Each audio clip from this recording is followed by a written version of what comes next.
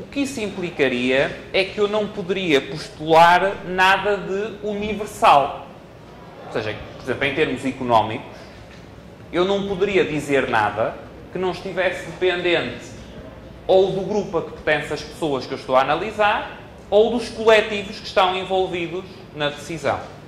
Certo? Ou seja, o que fosse verdade para o Brasil podia não ser verdade para os Estados Unidos. Certo? E não haveria aqui nenhum elemento de... não haveria aqui nenhum elemento de não haveria qualquer possibilidade de eu ter uma teorias gerais, leis gerais sobre fenómenos sociais. Okay? Ora, pelo contrário, o que a perspectiva da escola austríaca faz, e faz daquela forma que, pelo método que falamos, ou tenta fazer pelo método que falamos na primeira sessão e em especial na primeira parte desta sessão, é, pelo contrário, valorizar o que é de comum em termos do que é ser humano, digamos assim. Portanto, é valorizar as instituições, valorizar as ideias e valorizar o impacto que essas instituições e essas ideias têm, independentemente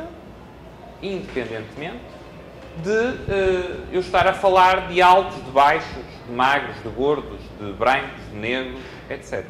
Não que essas diferenças, ou algumas dessas diferenças, não possam ser relevantes em muitos aspectos, mas o elemento, se eu quero compreender os processos sociais, o que eu tenho que me centrar é naquilo que é comum. Portanto, e, na perspectiva da escola austríaca, a forma como compradores e vendedores interagem no mercado terá certamente variantes que variam em função da cultura específica, das tradições do local, etc, etc. Mas há elementos comuns em termos de procura, de oferta, do papel dos preços como mecanismo, por exemplo, de transmissão de informação, etc., que são comuns, independentemente de todos esses elementos que podem variar. Okay? Ora bem, um segundo grupo de teorias que são também, numa perspectiva austríaca, que incorrem num erro, são as teorias, chamadas teorias historicistas. Mais uma vez, obviamente, por chamar teorias historicistas é em si mesmo também uma simplificação. Porque é que esta questão escola austríaca, historicismo, é fundamental para a escola austríaca? É que, em larga medida, a própria existência da escola austríaca, ou não falaríamos hoje, ou não faria sentido falar hoje numa escola austríaca, se no século XIX não tivesse havido precisamente uma discussão entre, na altura, um conjunto de economistas austríacos, inicialmente liderados por Karl Menger, e um conjunto de autores alemães, chamada Escola Histórica Alemã, autores esses que defendiam uma posição metodológica historicista no estudo da economia. O que é que esta posição, basicamente, posição historicista, acarreta? E, mais uma vez, em termos relativamente simplificados.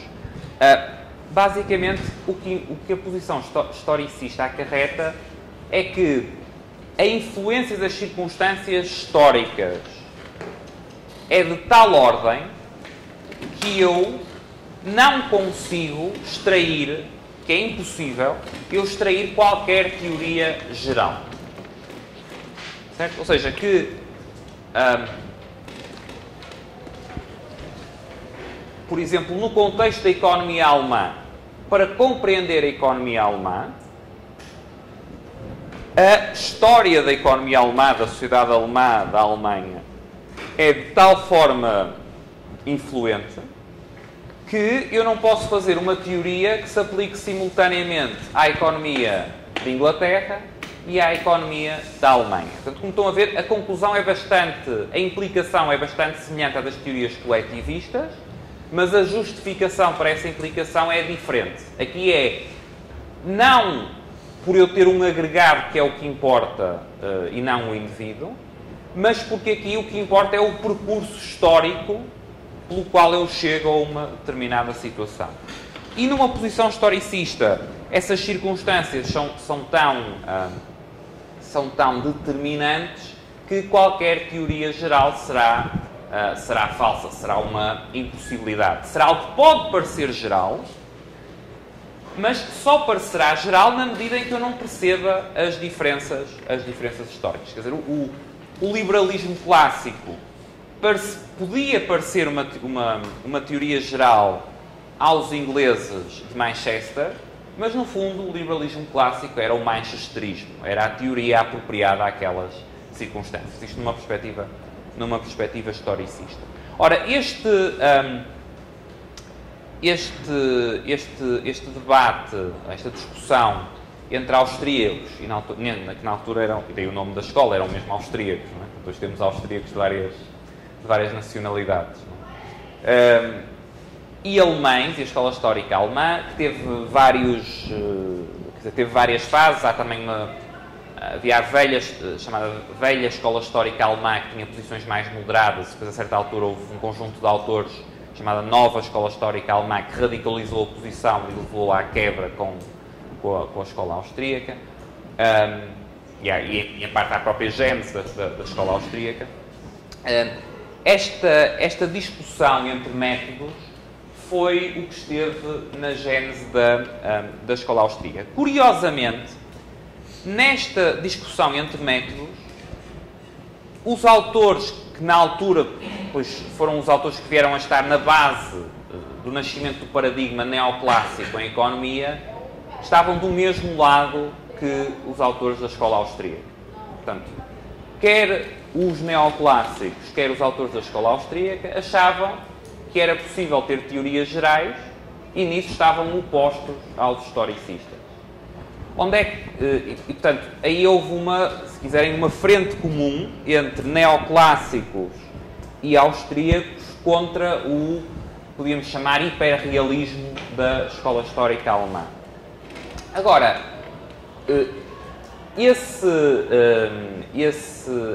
essa aliança portanto, e a posição, neste caso, da escola austríaca e dos neoclássicos acabou por prevalecer em termos da ciência económica, ou seja, e continua a prevalecer até hoje.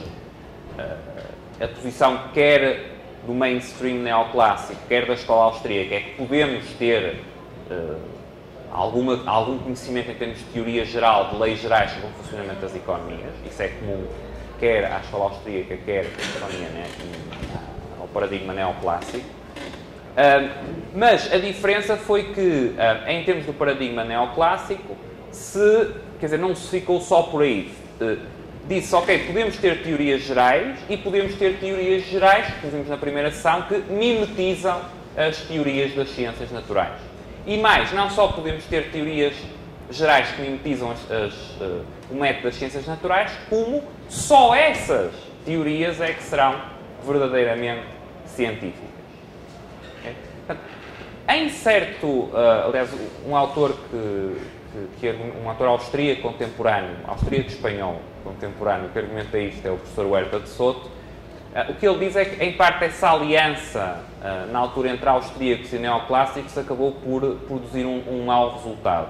Porque a posição austríaca aí deveria ser, ou, na realidade, a posição austríaca corretamente interpretada seria uma posição intermédia. Seria uma posição que atribuía uma importância à compreensão, às circunstâncias envolventes do desenvolvimento das economias, ainda que afirmando que há princípios gerais válidos independentemente dessas circunstâncias. O resultado da disputa dos métodos, infelizmente da perspectiva da escola austríaca, foi que prevaleceu que a posição de que é possível ter teorias gerais independentemente das circunstâncias, mas acabou, digamos assim, por prevalecer de tal forma que prevaleceu a ponto de dizer nós podemos ter, inclusive, teorias gerais que são teorias gerais próximas ou seguindo os métodos das ciências naturais. Não é? E que tratam o objeto de estudo não só propondo leis gerais e teorias gerais, mas tratam o objeto de estudo como se o objeto de estudo fosse externo. Não é? Portanto, a perspectiva austríaca tem, o professor Berta de Soto costuma dizer e escrever isto, tem um certo elemento que é historicista, que é o elemento de eu descrever aquilo que falamos há pouco, de o objeto de estudo ser ele próprio também construído pelo observador. Isso é, em certo sentido, uma componente historicista. Agora, não era o historicismo, no caso, em especial da nova escola histórica alemã, que negava, partindo daí, a possibilidade de eu ter qualquer teoria geral. Não é? Portanto, é o tal método compósito. Ou seja, para a escola austríaca, depois há um segundo passo, que é a reflexão sobre as tais ideias que estão na base e que nos permite ter algum conhecimento, ainda que imperfeito, a nível geral. O que não podemos é dar, digamos, o que não é legítimo na perspectiva austríaca é chegar ao ponto neoclássico de abstrair totalmente que estamos a falar de pessoas e de escolhas de pessoas, etc., e tratar tudo como, basicamente, um modelo em termos das ciências naturais. Em termos práticos, um elemento em que este tipo de ideias, em termos económicos, continua a estar muito presente, e creio que isso é verdade, e estava aqui ontem ainda a ter uma conversa com isso fora da aula, há um conjunto de teses desenvolvimentistas, em termos de economia, em que estes elementos são muito fortes, que é a ideia de que, portanto, quando se fala que o livre comércio favorece o desenvolvimento, que a abertura ao comércio internacional favorece o desenvolvimento, um dos contra-argumentos, creio que mais fortes ainda hoje, em muitos contextos, é uma resposta mais ou menos nestas linhas. Isso pode ter sido verdade nas circunstâncias históricas do país X ou Y em determinado período, mas cada país é um caso diferente pelas suas circunstâncias e isso não será certamente verdade para o Brasil no século XXI ou para a Prússia no século XIX, porque aí o que nós temos que fazer é olhar para as circunstâncias históricas concretas e, portanto, não há uma validade geral na ideia o comércio livre produz, gera condições para, melhores condições para o desenvolvimento e para o crescimento económico. Portanto, creio que um elemento onde hoje, em termos contemporâneos, ainda se encontra muito, ou uma área onde ainda se encontram muito argumentos de natureza historicista, são uma série de escolas de pensamento sobre o desenvolvimento económico e os fatores que levam ou que facilitam o desenvolvimento económico. Um último ponto relativamente ao historicismo. Voltaremos a falar um pouco dos problemas do historicismo daqui a 2 sessões, quando falarmos um pouco mais de praxeologia, porque um livro também que é muito importante da perspectiva austríaca sobre o historicismo, que é um dos livros menos conhecidos de Mises, que é o Theory and History. E esse livro, que é um livro um bocadinho fragmentado, porque foi um livro que foi, portanto, não liga muito bem como um todo, mas é um livro que é muito importante para a perspectiva da escola austríaca sobre o que é análise histórica e como é que a análise histórica se relaciona com